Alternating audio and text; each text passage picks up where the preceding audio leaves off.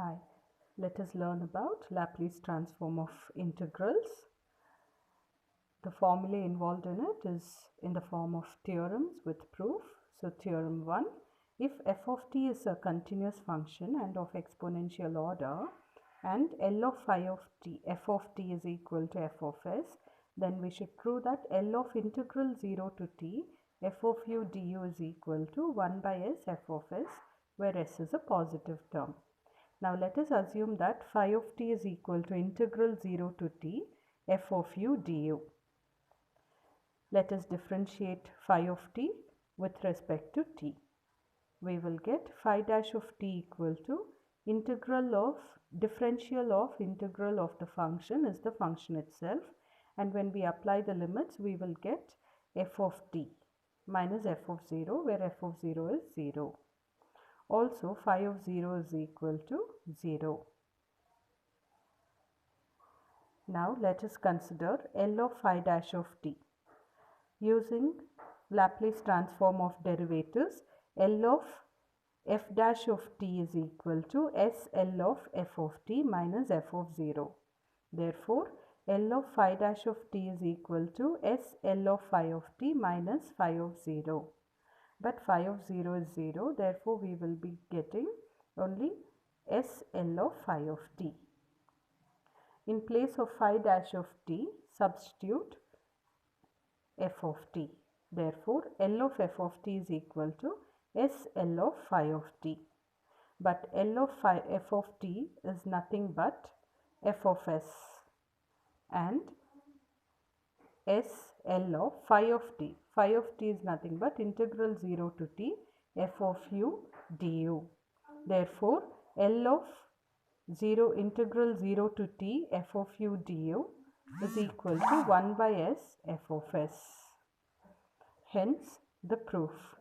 Theorem 2, if L of f of t is equal to f of s, then we should prove that L of f of t is equal by t is equal to integral s to infinity f of s ds.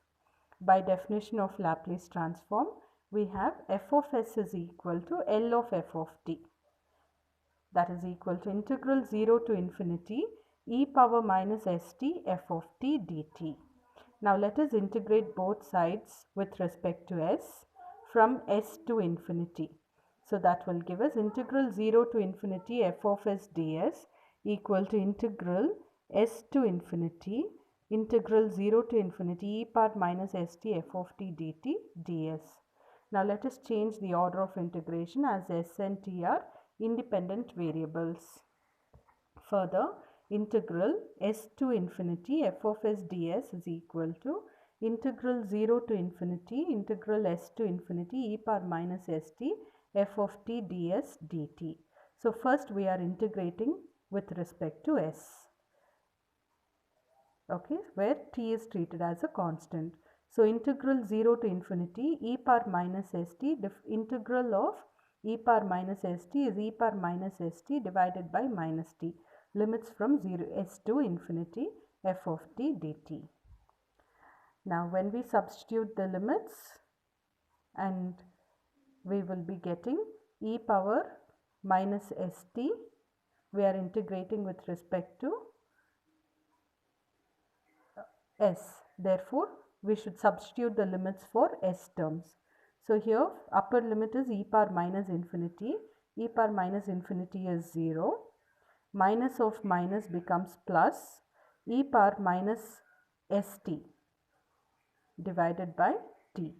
S is substituted for s.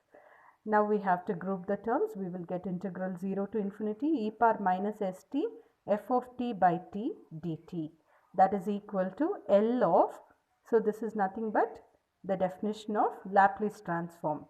In place of f of t, we have f of t by t. So we can write it as L of f of t by t.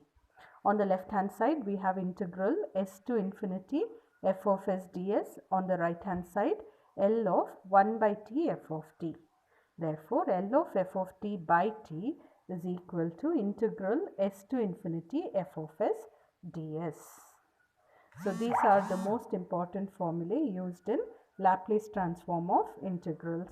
In the next video, I would be explaining about the problems involved in Laplace transform. Thank you.